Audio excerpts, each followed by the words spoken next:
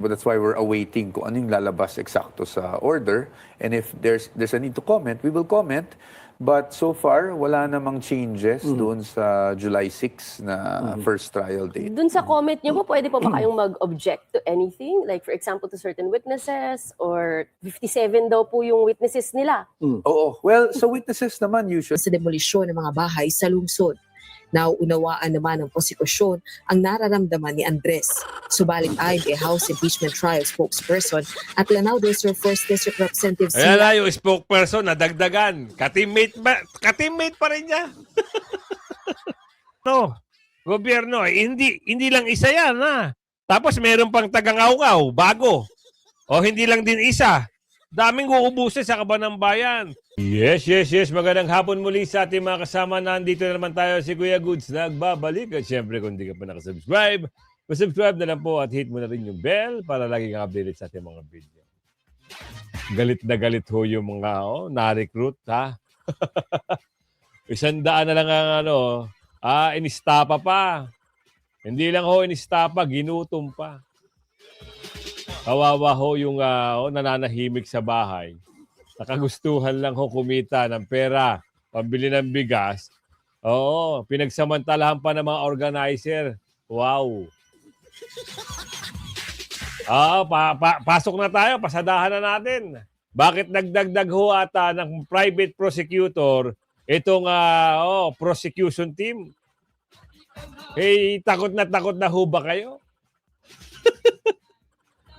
Oo, mahihirapan ba kayong magkalap ng mga ebidensya at mga testigo laban kay BP Sara?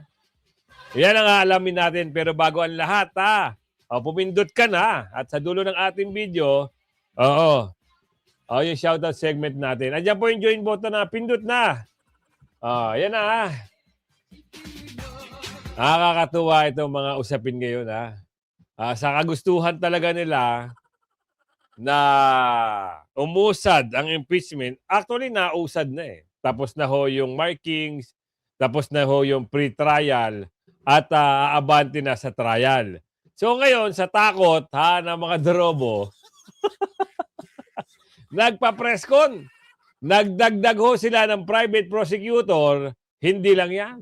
Meron pa silang mga yung tagangaw-ngaw. Nag-recruit na sila ng tagangaw-ngaw. Alam niyo ba yon yung dating Tuwadcom, Tricom, Kumkum. Natapos ang termino at hindi na ho tumakbo dahil magpapahinga daw kuno. Eto na naman. Makikisaw-saw sa ingay ng politika. Para saan? Tatakbo ka bang senador? May mababanggit. Ewan ko kung mababanggit pa dito sa video na ito. Kilala niyo yung Surigao na congressman na taga Tuwadcom na mahilig bumira kay BP Sara. Bahagi na ho siya ng prosecution team. Siya ho ay tinalaga at kinuha nila na tagapagsalita o taga ngaw-ngaw.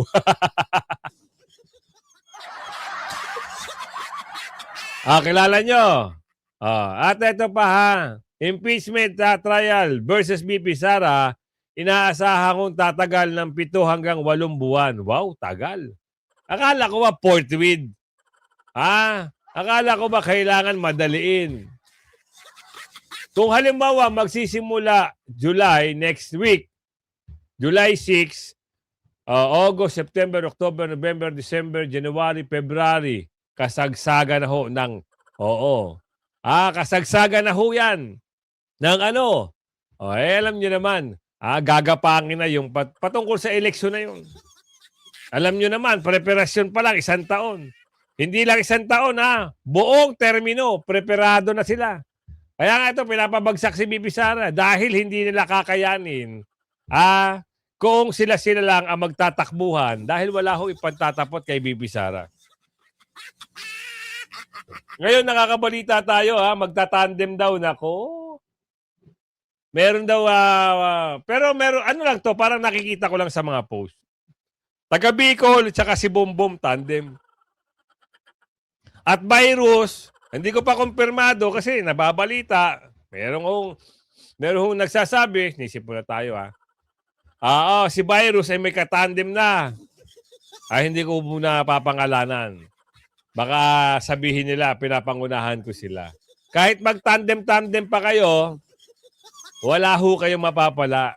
Ang gusto ng taong bayan, ang manalo, Duterte pa rin. Yan tayo.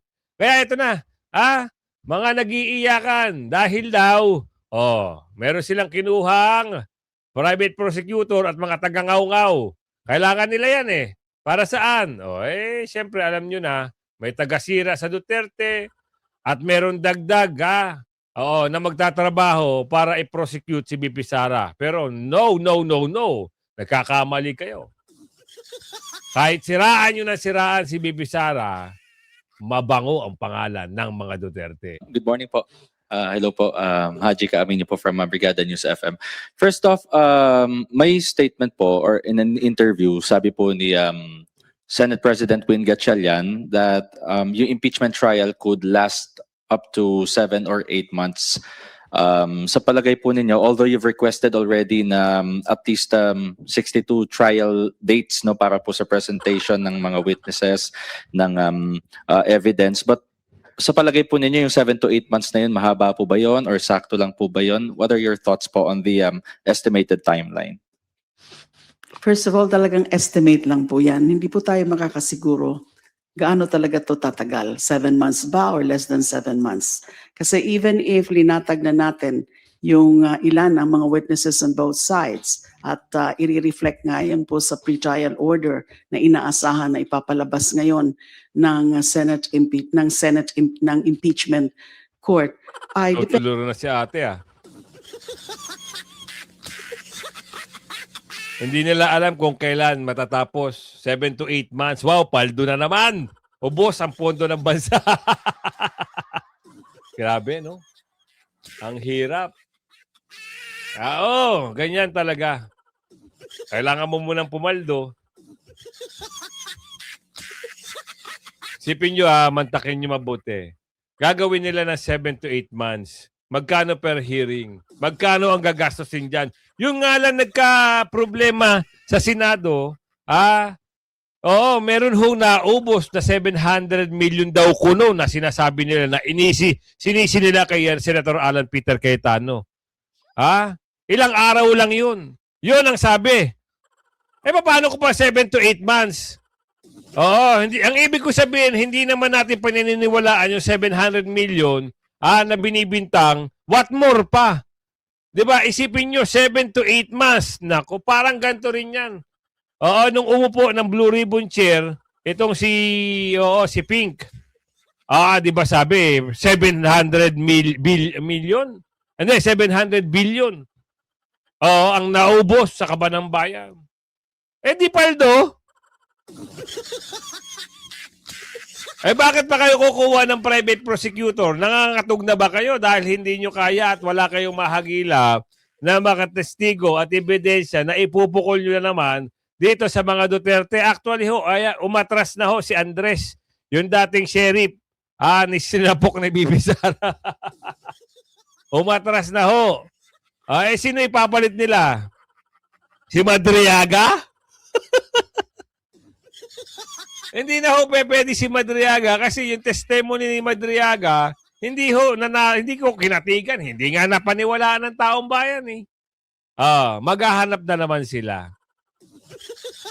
Sama nyo na pati nagbinyag kay BP Sara. Sama niya yung mga nagpaanak kay BP Sara. Gawin yung testigo. Yung teacher, yung dean, kaklase ni BP Sara, isama nyo lahat. Gawin yung testigo. Para meron kayong, kalorke kayo. Talaga naman. Magkano yung private prosecutor? Magkano yan? Magkano yung talent pin yan? Paldo. Sino magbabayad yan? Hindi naman sila. Gobyerno. Hindi lang isa yan, Tapos meron pang taga-ngaw-ngaw, bago. Hindi lang din isa. Daming uubusin sa Kabanang Bayan. Pagawa nyo yung mga nasalanta ng bagyo, yung mga baha, dapat doon nyo na lang nilaan yan. Puro kayo impeach. Hindi kayo natigil sa impeach. Hindi nyo pag-usapan, hindi nyo imbestigahan yung nagnanakaw ng mali-maleta. Tama, di ba? Dapat doon kayo nakatuon.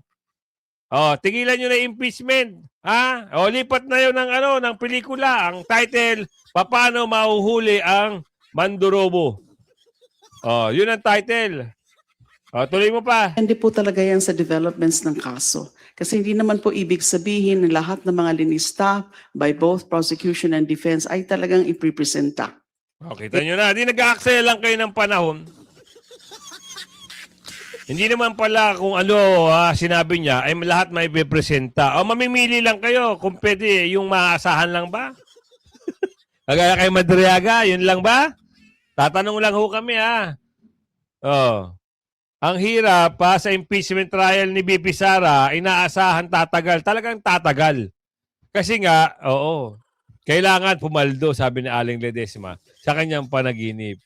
Di ba? O, alamin natin, ang defense team maya-maya. Depende talaga yan sa mga magiging takbo at magiging itsura ng trial. Baka merong ilang mga facts na hindi na kailangan talaga na meron ipresenta na witness o may ipresenta na documents. At ganoon din yung tungkol dun sa 4 articles. Kasi yung 7 months na yan, that's on the premise na lahat ng mga balak ng prosecution na ipipresent ay ipipresent talaga.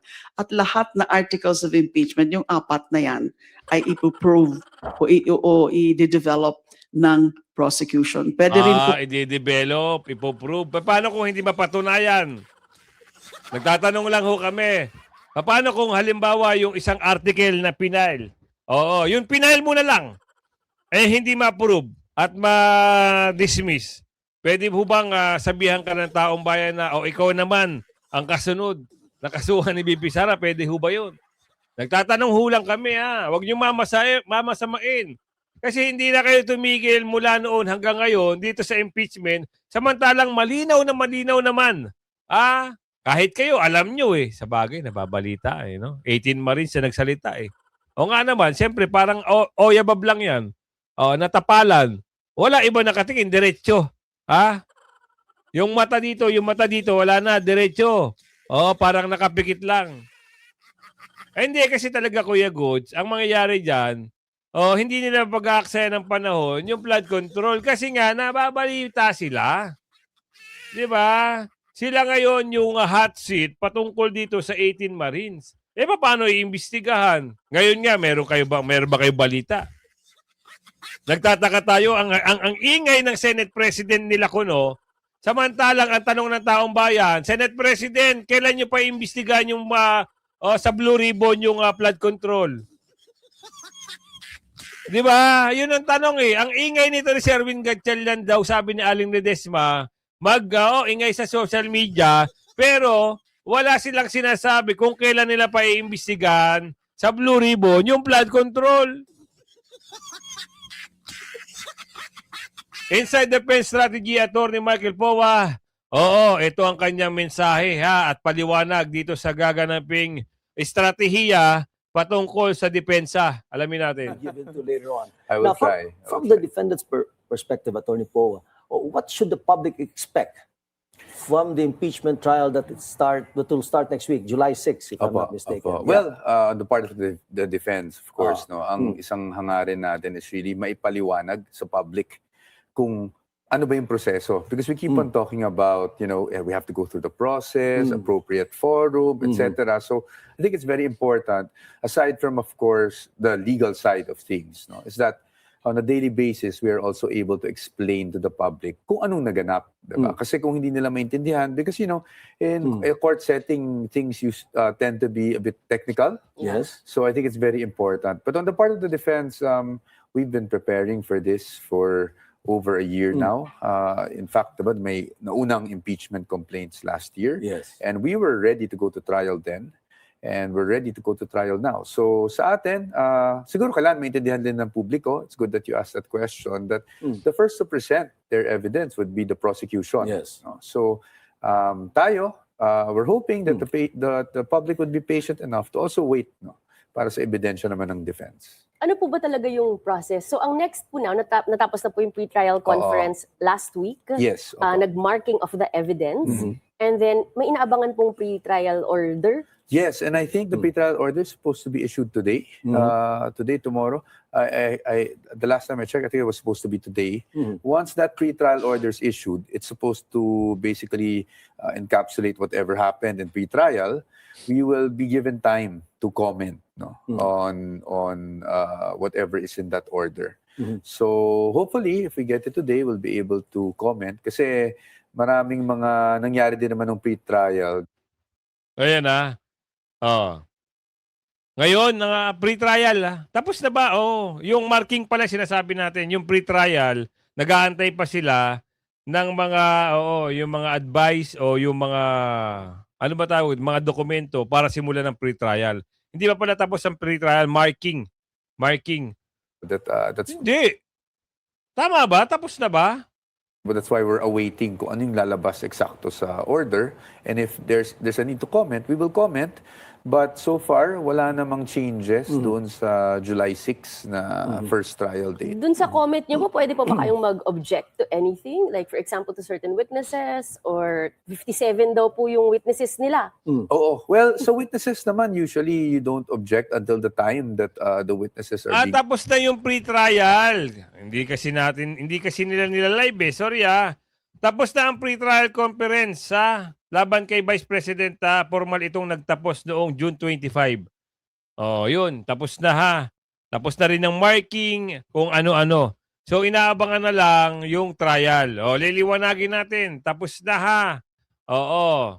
Malinaw ha. Tapos na ang pre-trial conference para sa impeachment case laban kay Vice President Duterte. Formal itong nagtapos noong June 25 matapos ang 5 araw na pagdinig. Hindi kasi nila sinapubliko. Nakakalimutan ko tuloy. Oo, kasi doon tayo sa maganda, nice sa publiko, nalalaman natin. Dito kasi tinago. Tama, pati yung marking tinago.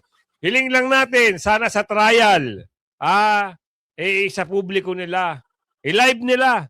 Para naman alam ng taong bayan kung ano talaga ang nangyayari sa trial. Baka merong pambubuli, kung ano man, kung merong pangaharas, kung ano man. Hindi natin sinasabi na gano'n Baka, doon sa hindi nakakaintindi na naman, papangunahan na naman tayo. Nagsalita daw tayo na kung ano-ano. Baka. Sana isa publiko para wala hong kuro-kuro at wala hong problema at hindi mag-iisip ang taong bayan, baka may at hocus-pocus na nagaganap. Tama? Tama. Offered, no? So, pag umupo na sa stand and they give you the purpose and they give you the offer, then that's the time we can object to the witnesses. Sa ngayon naman, parating ako tinatanong, anong masasabi mo na kinuha ng prosecution ng witness si ganito, si ganyan? It's well within the prerogative, the prosecution, to be fair with them, no? Kung sino man ang gusto nilang ilista. They have, I think, 57. Yes. And then you have 90, witnesses, di ba? Opo. So, siguro, 90? if 90. Sobrang dami. If okay sa inyo to share, siguro para malaman natin mga nakikinig, who are the witnesses not listed as witnesses for the prosecution na witnesses niyo? Actually, Attorney, wag mo munang babanggitin Baka makakuha ng idea ang kalaban. Baka makuha nila yan. Ewan ko lang kung ano sagot dito ni Attorney Powa. Hirap din pangunahan.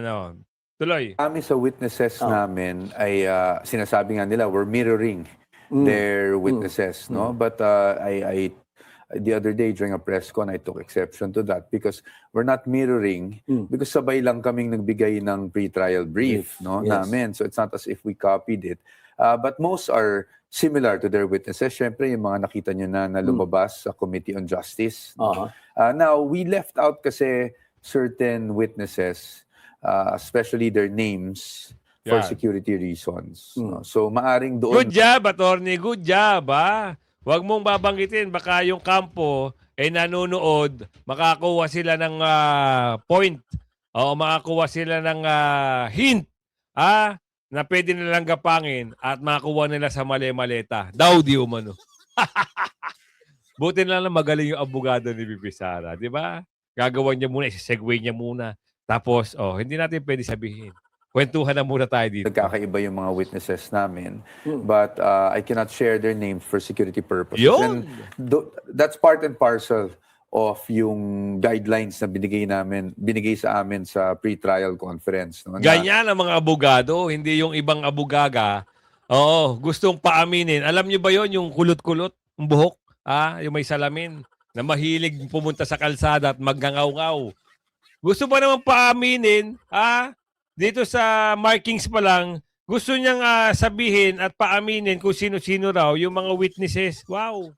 Abogaga ka ba? Abogada ka ba? Nabas tuloy yung babae na yun.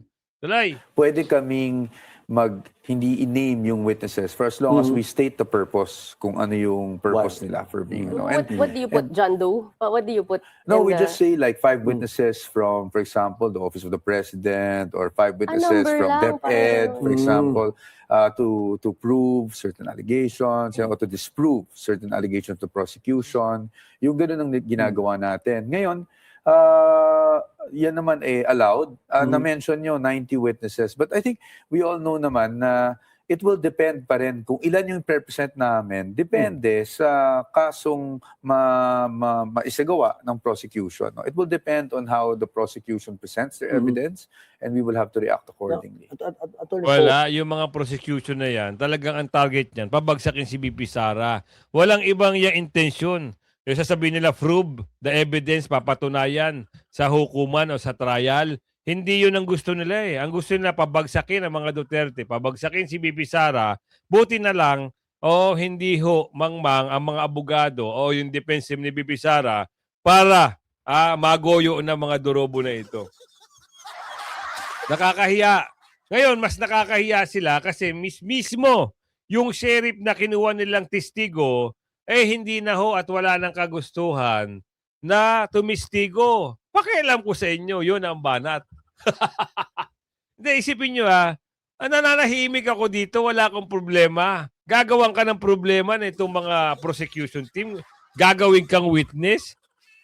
Ang tanong doon, umuo ba itong si Andres o yung sheriff? Gagawin nyo akong witness. Wow naman. Mag-isip-isip nga kayo kahit ako naman. Dadamay nyo pa ako dyan. Hindi naman ako nakinabang sa maleta nyo. Idadamay nyo pa ako dyan. Pahihirapan nyo pa ako dyan. Diba? Kaya yung mga maleta gang na yan, tain-tain na yan, maghanap ng witnesses kuno na ipambabato kay BP Sara dahil alanganin na sila. Mantakin nyo, nag-hire pa ng private. Additional. Additional na gastos din sa gobyerno. Hindi pa sila nakontento sa tagangaw-ngaw nila, nag-additional pa sila. Hindi naman papayag yan na walang sahod. Di ba? Malamang maleta ang usapan, sabi ni Aling Ledesma.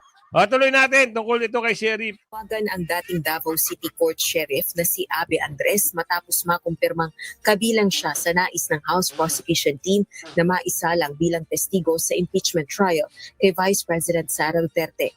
Apela nito, huwag siyang idamay sa anumang usaping pampolitika.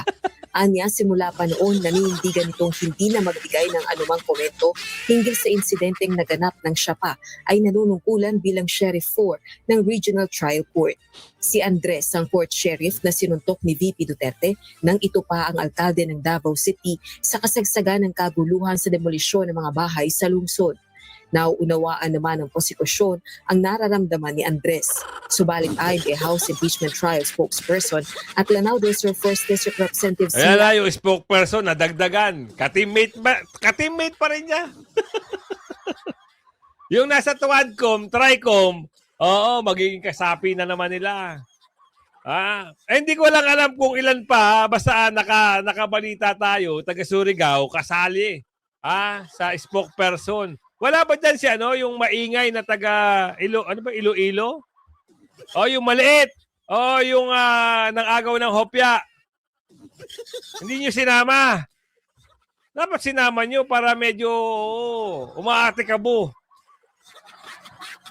Alonto Adjo, nasa Senate Impeachment Court ang desisyon kung ipatatawag ba si Andres. The court has that discretion to issue invitation and subpoena. Ulitin natin. Dinamay na naman ang court, Dinamay yung Senate, Ang korte daw ang magdidesisyon kung isusipina siya o hindi. Ito naman ang sabi ni Aling Ledesma. Kapag ayaw ng tao, mapipilit nyo ba? Kayo nga ang taing-taing kunin siyang testigo umayaw. Ibig sabihin, kaya niyong pilitin. Nagtatanong lang ho si Aling Ledesma. Ibig sabihin, kaya niyo talagang baliin ang batas. Wala nang demokratikong bansa. Hindi na demokrasya. Kasi pipilitin nila tigil na tayo sa inyo. Paulit-ulit na lang tayo. Dito tayo. Maganda itong tanong. Ano ang mangyayari dahil nakasuhan na ho si former Congressman Mike Defensor kaugnay dito sa banat ng AO. Biruin nyo kinasuhan siya dahil lang gusto niyang isiwalat yung kabulustugan ng Maletagang. Ginawa siya ng paraan. Ngayon, ang mama, siyempre, mayroong depensa rin yan. Ang masaklap dito, ang kaso sa kanya, non-bail. Bakit nagkaroon ng non-bailable? Bakit? Ano ba yung kasong matindi na ipinataw sa kanya? Tinuligsa ni dating Congressman Mike Defensor ang reklamong isinampa ng National Bureau of Investigation laban sa kanya sa Pasig City Prosecutor's Office. Ayon kay Defensor, mas mauuna pa siyang makukulong kumpara sa mga sangkot sa korupsyon at magnanakaw sa kabanang bayan. Dagdag pa ng dating mambabatas, wala pang naipakukulong ang NBI na individual na sangkot sa katiwalian, ngunit agresibo ang ahensya sa mga nagsasalita ng laban sa pamahalaan. Ikinagalit din ni Defensor ang pagdamay maging sa kanyang anak na kahit pa ito ay corporate secretary lamang ng kanyang kumpanya. Ito ang masaklap dito. Ipapaliwanag natin ng konti lang. Ano ba yung human trafficking violation na ginawa daw? Ang kaso laban kay dating congressman, kay Mike Defensor, itinuturing na non-bailable o walang piyansa. Bakit? Ano ba yung kinaso sa kanya? Ang qualified human trafficking, yun ang naging kaso o yun ang naging kinaso sa kanya, which is mabigat na parusa sa batas. Ang qualified human trafficking daw na sinasabi ay isang paglabag sa Republic Act number 9201 o Anti-Trafficking in a Person Act. Ano ba yung nag-recruit ba si former Congressman Defensor? Siya ho ba ay nag-recruit ng kung ano-ano? Bakit masasabi? Ayun lang ho ang katanungan. Meron daw kasing inuugnay sa kanya na meron daw siyang KTV bar na doon nagtatrabaho yung mga, alam nyo na, wag na natin pahabain pa. Yung kinaso sa kanya. Ngayon, naniniwala ba kayo? Ako ho, 100% itong mga ito, naku. Isang estratehiya lang yan para manahimik si Congressman Mike Defensor patungkol dito sa issue ng mga Maletagang. Yun ang nakikita natin dito. Ikaw ba? Sang-ayon ka ba doon sa... Ako hindi ako sang-ayon dito sa ginawa Ang hirap, pag ikaw ay tumutulig sa, ikaw ang kakasuhan. Ilan na ho ang kinasuhan sa kanila. Kaya nga sinabi niya doon sa kanyang interview, parang siya pa ang mauunang makulong kaysa doon sa sinabi ng Pangulo na may makukulong ng the big fish. Sipin nyo Hindi ho natatapos ngayon, bukas. Sa 2028, tapos na ang termino nyo. Asahan nyo, kahit sino i-endorso nyo, sa bagsak ng ratings nyo, negative 15 at bubulusok pa pababa, kahit sino ho endorso nyo, tapos na ang kwento sa politika. Pero sino ho mananalo? Sa inyong palagay, ako talagang 100 o 200% na ako. Si BP Sara, landslide mula Mindanao, Bisaya. Ewan ko lang sa Luzon. Kasi maraming claimer dyan Sa kanila raw ang norte. Pero hindi ho ako naniniwala dahil ang dami ho sa akin nagko-comment. Hindi ho sa kanila ang norte. Tapos na ho ang ira nila pagdating sa claiming ng solid north. Yung mga taga-north, magkomento kayo. Sa inyo ba? Solid north pa ba? Nakakatuwa, nakakaasar, alam niyo yun, gigipitin si si Congressman. Senador ako ng senador. Hindi kasi, in my belief, paniniwala ko ito. At sa aking opinion, ewan ko kung parehas tayo ng opinion. Tayo naman lahat ay may iba-ibang opinion sa buhay at iba-ibang pananaw. Ako, ang naniniwala ako, itong si former Congressman Defensor, pag ito ay tumakbong senador, pasok ito sa banga. Mananalo ito. Di ba? Kita niyo yung sinabi ko noon, si Senador Marcoleta, pag tumakbong senador, pasok. Hindi tayo di ba? Hindi tayo nagkamali. Ito si Congressman Mike Defensor, pag ito talaga, pasok ito sa banga. At yung mga bumabatikos at dumudurobo kay Mike Defensor, pasok din kayo sa banga pagdating ng araw. Yan ang sabi ni Aling Ledesma. Kaya kung umaabot ka sa video natin ito, ako naman ho ay maglalambing. Oo, please lang. Subscribe nyo si Mang Banat. Magaling ho itong batang ito eh. Simulan nyo, isubscribe si Mang Banat, panoorin nyo kasi magaling ho siya talaga in terms of reaction, Banat. Ayan ang kanyang YouTube channel. Tulungan natin ayan tingnan nyo. Panoorin natin. Paano kami maniniwala sa inyo kung wala kayong ebidensya na talagang nangyari yung copycat crime na yon? Nagbasa lang diba? kayo dyan. Diba? At syempre, di tayo magtatapos dyan hanggat hindi tayo nakapag-shoutout. Shoutout mula kay Ma'am Nanette Labiton. Shoutout po sa iyo. Yolanda Rivera, shoutout po. Swerte mo. Shoutout po sa inyo. Erlinda Montemayor, shoutout po sa inyo. Ma'am Damanusa ng Amerika, Houston, Texas, shoutout po. Esteban Wakdagan, shoutout po sa inyo. Ray Lagwatan, si Ray, lagi itong naantabay sa atin, si Sir Ray. Cesar Macaranas, si Cesar, Sir Cesar, yun. Patrick Bawalan, shoutout po sa inyo. Ma'am Nanette Dabiton, ayan kawawa naman ang nagoyo. Yan, sabi ni Ma'am Danet. Virginie C. Tameha, shoutout po sa iyo. Matilde Baclayon, shoutout po. Domin Balagapo, shoutout po sa inyo. Ruby Mutya, shoutout po sa inyo. Lark 20, shoutout po. Analisa Pascua, yan, lagi sa atin si Ma'am Analisa. Virginia Cebusa, shoutout po sa inyo. Jem Fiegen, shoutout po sa inyo. Dante Bartolos Toloba, shoutout po sa inyo. Elvira Bañez, shoutout po. Herman Tuason, shoutout po sa inyo. Nelson Tusang, shoutout po sa inyo. Flortasa Hagun, shoutout po sa inyo. Heini Marquez, Carol Lumayno, shoutout po sa inyo. Yvonne Castiba, shoutout po. Evangeline Feller, shoutout po. Mark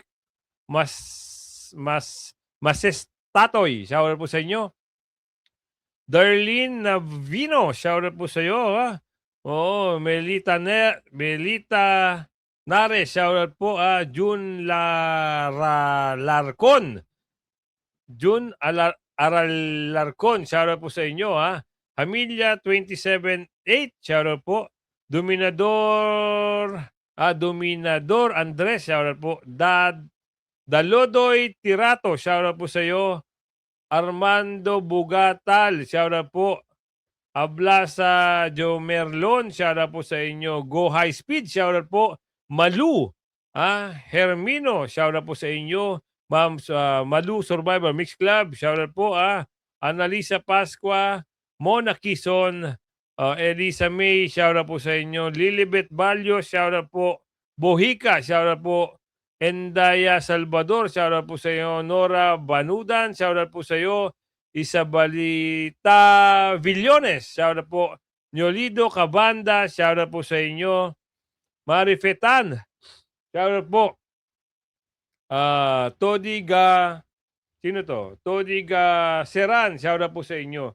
Ramon Aquino, wait lang po Yan. Kuatongilin, shoutout po sa inyo. Marieta Awitin, shoutout po sa inyo. Evelyn Willing, shoutout po sa iyo. MJ Sakalam, shoutout po. Rene Ranoa, shoutout po. Tony Quadra. Yan, kumabot ka sa ating shoutout segment. Ang paglalambing ko ho ay like and share nyo ang ating video. Hanggang sa muli, bye-bye!